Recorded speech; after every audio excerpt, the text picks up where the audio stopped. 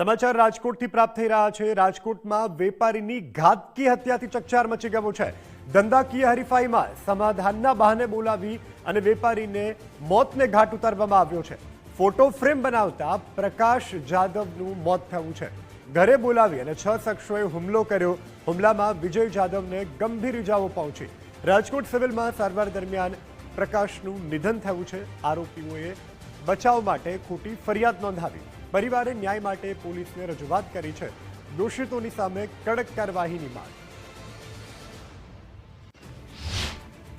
અનિલ કરીને છે ને મારે ત્યાં કામ કરતો હતો, પછી ધંધા બાબતે 1-2 વાર ચોરી કરી એટલે મેં એને કાઢી મૂક્યો કારખાનેથી। જવાબદારી બધી આપી હતી, જે મારી કારખાનાની મોનોપોલી હતી ને એ શીખીને બીજી જગ્યાએ જઈને મારા વેપારીમાં બધા ભાવ તાલમાન બધી રીતના કરી।